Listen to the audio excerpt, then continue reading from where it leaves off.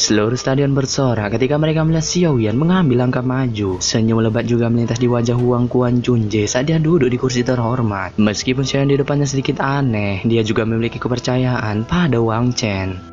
Lei Junje, apa yang kamu katakan kepada saya jika saya menghabiskan sedikit waktu kompetisi? Huang Kuan-junje menatap Lei Junje saat dia tertawa. Lei Junje tersenyum ketika mendengar kata-kata Huang Kuan-junje tetapi tidak menolaknya. Dia berkata, semoga itu tidak akan terlalu lama.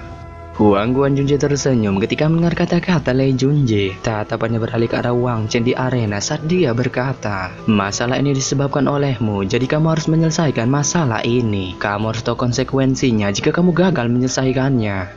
Tangan Wang Chen yang memegang belati hitam sedikit gemetar setelah mendengar kata-kata Huang Kuan-junje. Dia membungkukkan tubuhnya kepadanya ketika sebuah senyum puas muncul di wajahnya. Guru, yakinlah bahwa saya akan menghabisi orang ini yang telah mempermalukan pavilion musim semi kuning kita. Huang Kuan-junje perlahan bersandar di kursi dan dengan lembut mengangguk ketika mendengar kata-kata Wang Chen. Jian Junje dan Peng Junje di samping sedikit pelongo-pelongo ketika mereka melihat ini. Tatapan mereka memandang Xiao Yan di arena dengan ekspresi aneh. Para pesaing yang hadir secara otomatis mundur ke samping ketika mereka mendengar kata-kata Lei Junje. Mata mereka langsung menatap Xiao Yan di arena.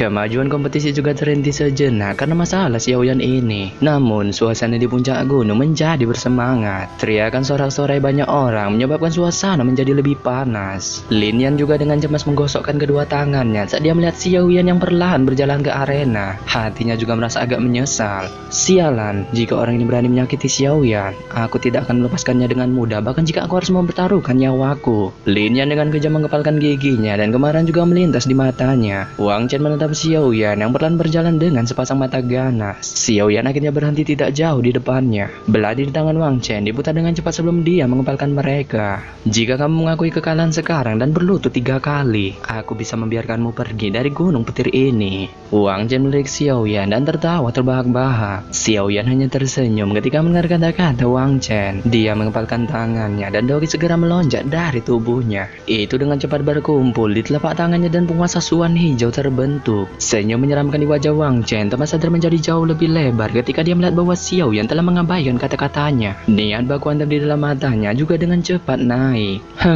Aku akan membuat menyesal karena telah menyinggung pavilion musim semi kuning. Suara menyeramkan Wang Chen baru saja terdengar ketika tubuhnya bergetar. Segera, dia berubah menjadi pelangi hitam. Dalam waktu singkat, dia muncul di belakang Xiao Yan. Belati di tangannya bergerak seperti kilat dan menyerang 2 titik fatal di tubuh Xiao Yan. Sing, sing. Wang Chen mungkin cepat, tetapi belati itu belum mendarat di tubuh Xiao Yan ketika penguasa Suan hijau bergerak. Itu muncul di belakang punggungnya. Setelah itu, penguasa Suan hijau itu dengan mudah menahan serangan belati itu. Wajah Wang Chen tidak menunjukkan perubahan apapun setelah serangan pertamanya terbukti sia-sia. Doki hitam yang berisi kekuatan gila melekat di belatinya seperti ular garaga. Mereka berubah menjadi 2 ular garaga besar yang melewati penguasa Suan hijau dan dengan kejam menusuk ke kepala Xiao Yan. 2 ular garaga besar itu baru saja bergerak ketika bogoman Xiao yang terbuat dari angin membawa ledakan sonic yang dalam dan menghancurkan mereka. Setelah menghancurkan 2 ular garaga besar itu, penguasa Suan hijau di tangan Xiao Yan mengeluarkan suara sua. Itu membawa ledakan sonic karena itu mengeluarkan angin kencang dengan keras. Segera, angin kencang itu memaksa Wang Chen mundur. Hanya segitu saja kekuatanmu. Wajah Xiao Yan menunjukkan senyum saat dia meletakkan penguasa Suan hijau itu di pundaknya. Namun suaranya yang tenang menyebabkan mata Wang Chen menjadi lebih ganas.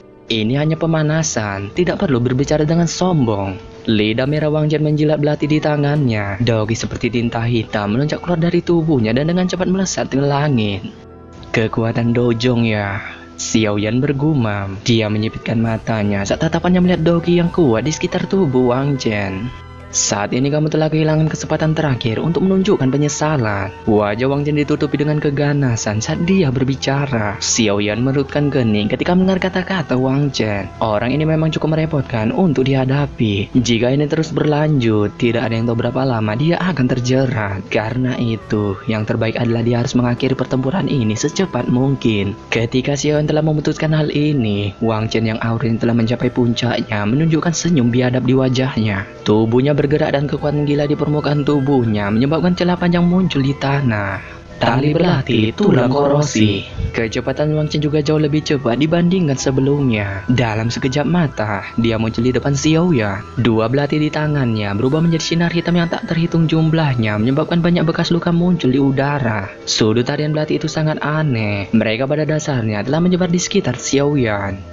6 penguasa pengaliran tubuh bersama. Melihat ini, penguasa Suan hijau di tangan Xiao Yan juga bergerak dan dengan cepat membentuk banyak bayangan penguasa. Itu membentuk jaring penguasa yang benar-benar melilit tubuh Xiao Yan. Sing, sing, sing. Cahaya hitam yang datang dari segala arah mengalir ke jaring penguasa saat suara yang jelas terus meletus. Setiap kali suara jernih ini muncul, kumpulan energi yang sangat lebat akan dengan cepat melonjak keluar dan membentuk banyak jaring laba-laba. Seruan segera dikeluarkan sekitar arena karena semua orang menyaksikan baku hantam yang amazing di medan perang. Di kursi terhormat, senyum di wajah Huang Quan Junje perlahan berkurang. Pada akhirnya, itu benar-benar berubah menjadi ekspresi suram. Peng Junje, Lei Junje, dan Jian Junje secara bertahap menunjukkan keterkejutan di wajah mereka. Mereka semua langsung pelongo-pelongo. Sementara mereka masih pelongo-pelongo, perubahan tak terduga terus muncul di arena. Mereka bisa melihat bayangan penguasa yang telah membungkus tubuh Xiao yang tiba-tiba menghilang. Segera, aura kuat yang jauh lebih kuat dari Wang Chen segera muncul. Api aneh perlahan muncul dan dengan lembut menempel di permukaan penguasa. Nyala api ini bukanlah nyala api yang nyata. Sebaliknya, itu adalah api aneh yang muncul ketika dogi di dalam tubuh Xiao Yan mengamuk. Api aneh itu menempel di ujung penguasa, muncul seolah-olah itu akan tersebar dengan satu pukulan. Segera, api ini menghancurkan belati hitam Wang Chen ketika diayunkan dengan angin penguasa. Tidak ada ledakan sonik atau fenomena aneh lainnya ketika penguasa itu diayunkan keluar. Hanya semacam keheningan sejenak sebelum munculnya letusan gunung berapi. Namun, ayunan penguasa inilah yang menyebabkan ekspresi semua orang yang hadir berubah. Tang Yin, Mu Qingluan, dan bahkan Nona Peng menunjukkan keterkejutan di mata mereka. Ketidakpercayaan memenuhi mata mereka saat mereka melihat Xiao Yan. Orang ini sebenarnya adalah elit Dozong. Meskipun Xiao Yan telah mengubah sedikit penampilannya, dia masih terlihat cukup muda. Oleh karena itu, ketika Tang Yin dan yang lainnya melihat bahwa aura yang menyebar dari tubuh Xiao Yan telah benar-benar mencapai kelas Dozong, badai besar muncul di dalam hati mereka. Orang ini sebenarnya telah mencapai kelas Dozong. Lin yang di tepi arena juga menatap punggung Xiao Yan dengan ekspresi tertegun. Ketika dia meninggalkan kekaisaran Jiama saat itu, dia dengan jelas ingat bahwa Xiao Yan hanya berada di puncak kelas doang. Ekspresi Wang Quan Junje di kursi terhormat menjadi sangat ganas pada saat ini. Tatapan seramnya menatap Xiao Yan. Tentu saja, dia bukan satu-satunya orang yang terkejut. Lei Junje, Peng Junje, dan Jian Junje di samping juga menunjukkan beberapa kejutan di wajah mereka. Sesaat kemudian, ekspresi serius melintas di mata mereka. Sepertinya orang ini tidak sederhana. Wang Chen bukan tandingannya. Jian Junje memulai janggutnya saat dia perlahan berbicara. Mata Huang Quan Junje menjadi ganas ketika dia mendengar kata-kata Jian Junje. Dia menjawab dengan suara ganas. Ini belum berakhir. Mendebak hasilnya secara acak hanya akan mempermalukan diri sendiri. Sudut mulut Jian Junje melengkung ketika mendengar jawaban Huang Quan Junje. Matanya melihat ke arena dan dengan santai tertawa. Saya ingin melihat siapa yang pada akhirnya akan merasa malu.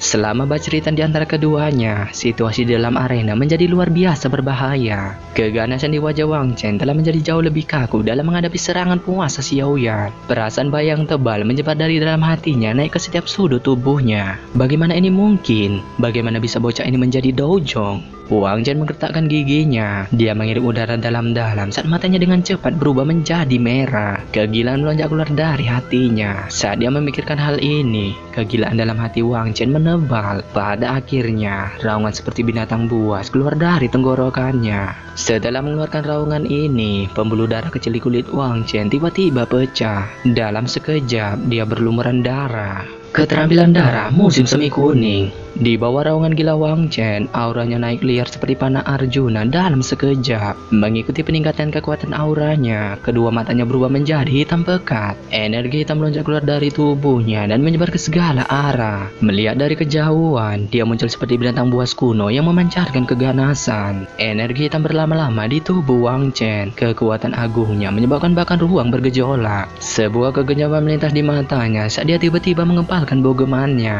Energi hitam bersatu dengan cara seperti kilat. Energi hitam ini dengan cepat bersatu dan menyebar dari tangan kanan Wang Chen. Segera seluruh lengannya menjadi hitam seperti tinta. Pelindung busuk musim semi kuning. Lengan hitam tiba-tiba melesat keluar dengan raungan dari mulut Wang Chen. Segera retakan terbentuk di udara ketika lengan hitam itu menyerang.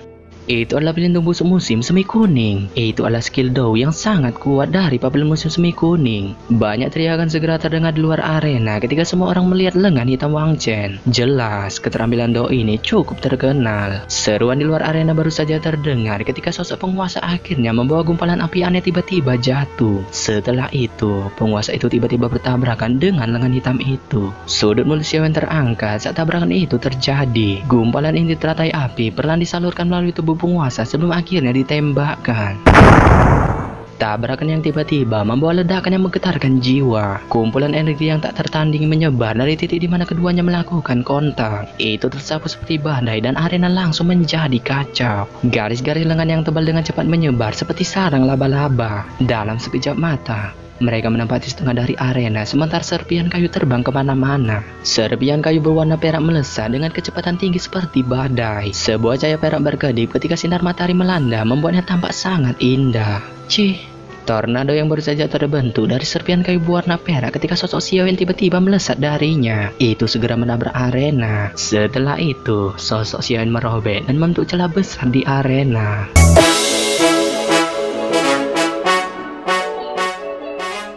Oke, sampai di sini saja saya menyampaikan cerita Donghua BTTH. Akhir kata, saya ucapkan bye.